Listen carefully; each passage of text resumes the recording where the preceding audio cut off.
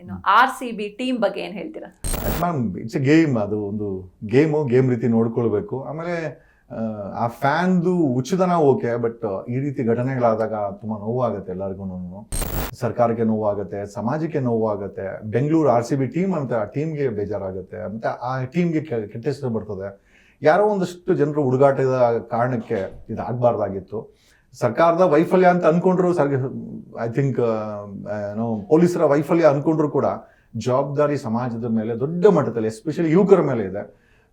ಹಾಗಾಗಿ ಜವಾಬ್ದಾರಿಯಿಂದ ನಡ್ಕೊಳ್ಳಿ. ಯಾವುದೇ ಕಾರಣಕ್ಕೂ ಅವ್ರಿಗೆ ತೊಂದರೆ ಆಗಬಾರ್ದು. ಆ RCB ಅನ್ನೋ ಬ್ರ್ಯಾಂಡ್ಗೆ ಅದು ಡ್ಯಾಮೇಜ್ ಆಗದಂಗೆ ನೋಡ್ಕೊಳ್ಬೇಕಾದ ನಮ್ಮ ಕೆಲಸ. ಆಮೇಲೆ ಹೆಚ್ಚಿನ ಕನ್ನಡಿಗರು ಈ RCB ಐ ಥಿಂಕ್ ಟೀಮಲ್ಲಿ ಇರಬೇಕು ಅಂತ. ಯಾಕಂದ್ರೆ ಒಬ್ಬ ಕನ್ನಡಿಗರು ಇಲ್ಲ. ಸೊ ಕನ್ನಡಿಗರು ಇಲ್ಲದ RCB ಟೀಮ್ ಬೇಡ, ಕನ್ನಡಿಗರು ಇರುವ RCB ಟೀಮ್ ಬೇಕು ಅಂತ ನಾನು ಈ ನಿಮ್ಮ ಮಾಧ್ಯಮದ ಮುಖಾಂತರ ನಾನು ಕೇಳ್ಕೊಳ್ತೀನಿ ಮೇಡಮ್. Yes sir. ಇನ್ನು IPL ಬಗ್ಗೆ ಏನ್ ಹೇಳ್ತೀರಾ? ನೀವು ಕ್ರಿಕೆಟ್ ಫ್ಯಾನಾ ಹೇಗೆ?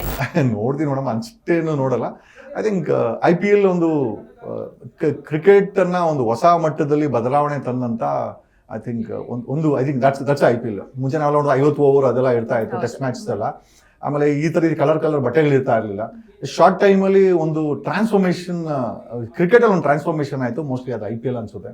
ಆ ಟೈಮಲ್ಲಿ ವಿಜಯ್ ಮಲ್ಯ ಅವರು, ಲಲಿತ್ ಮೋದಿ ಎಲ್ಲ ಇದ್ರು. I think they all gave it a birth. ಅಂದ್ರೆ ಒಂದು ಕ್ರಿಕೆಟ್ ಅನ್ನ ಈ ರೀತಿ ಕೂಡ ಮಾಡಬಹುದು ಅಂತ ತೋರಿಸ್ಕೊಟ್ಟಂತ ಐ ಥಿಂಕ್ ಜಾದೂಗಾರರು ಅಂತ ಹೇಳ್ಬೋದು. ದೇರ್ ಆಲ್ ಮ್ಯೂಜಿಷಿಯನ್ಸ್ ಅಂತ ಹೇಳ್ಬೋದು. ವಿಜಯ್ ಮಲ್ಯ, ಲಲಿತ್ ಮೋದಿ ಇರ್ಬೋದು, ದೇಶ ಬಿಟ್ಟು ಹೋಗಿರ್ಬೋದು, ಬಟ್ ಆದ್ರೂ ಒಂದು ಕ್ರಿಕೆಟ್ಗೆ ಒಂದು ಹೊಸ ರಂಗನ್ನ ಮತ್ತೆ ಒಂದು ಟ್ರಾನ್ಸ್ಫಾರ್ಮೇಶನ್ ಕೊಟ್ಟು ಜನರಿಗೆ ಹೆಚ್ಚಿನ ಮನರಂಜನೆಯನ್ನ ಕೊಡ್ಲಿಕ್ಕೆ ಕಾರಣಕರ್ತರಾಗಿದ್ದರು. I think IPL is I think it's not an accidental birth ಅನ್ನೋ ಒಂದು ಬರ್ತ್ ಕೊಟ್ಟಂತವ್ರು ಇವರಲ್ಲ. I think it's a great transformation cricket ಅಲ್ಲಿ ಅಂತ ಹೇಳ್ಬೋದು. ರವಿ ಡಿ ಚೆನ್ನಣ್ಣನವರ್ ಕಾಣೆ ಆಗ್ಬಿಟ್ಟಿದ್ದಾರೆ ಅವರು. 4 ವರ್ಷ ಆಯ್ತು. ಮನೇಲಿ ಯಾವುದೋ ಒಂದು ವಿಡಿಯೋದಲ್ಲಿ ಹೇಳ್ತಾ ಇದ್ರು, ಸರ್ಕಾರ ನನಗೆ 4 ವರ್ಷ ಆಯ್ತು ಯಾವುದು ಎಕ್ಸಿಕ್ಯೂಟಿವ್ ಪೋಸ್ಟ್ ಕೊಟ್ಟಿಲ್ಲ ಅಂತ. ನನಗೂ ಅನ್ನಿಸ್ತು, ಈಗ ಮೈಕ್ ಹಿಡ್ಕೊಂಡು ಜಾದೂಗಾರ ರವಿ ಡಿ ಚೆನ್ನಣ್ಣವ್ರು ಎಲ್ಲೋ ಹೋಗ್ಬಿಟ್ರು ಅಂತ ನನಗೂ ಅನ್ನಿಸ್ತಾ ಇದೆ.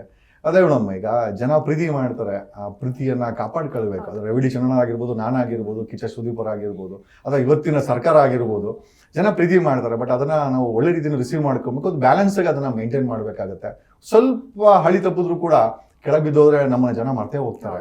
ಸೊ ಐ ಥಿಂಕ್ ಕಾಣೆಯಾದವರ ಲಿಸ್ಟಲ್ಲಿ ನಾವು ಆಗ್ಬಾರ್ದು. ಸೊ ರವಿ ಡಿ ಚೆನ್ನಣ್ಣ ಅವರು ಮೋಸ್ಟ್ಲಿ ಕಾಣೆಯಾದವರ ಲಿಸ್ಟಲ್ಲಿ ಏನೋ ಆಗ್ಬಿಟ್ಟಿದಾರ ಅಂತ ನನಗೊಂದು ಡೌಟು. ಏನೋ Narendra Modi A great man ಅಂತ ಹೇಳ್ಬೋದು ಮೇಡಮ್. ಆಕ್ಚುಲಿ ಮುಂಚೆ ನಾನು ಇಷ್ಟಪಡ್ತಿರ್ಲಿಲ್ಲ, ಬಟ್ 3 ಟರ್ಮ್ ಪ್ರೈಮ್ ಮಿನಿಸ್ಟರ್ ಆಗೋದು ಅಷ್ಟು ಸಣ್ಣ ಕೆಲಸವಲ್ಲ. ಅವ್ರದ್ದೇ ಆದಂಥ ಐ ಥಿಂಕ್ ಒಂದು ತಾಕತ್ತಂತೂ ಇದೆ.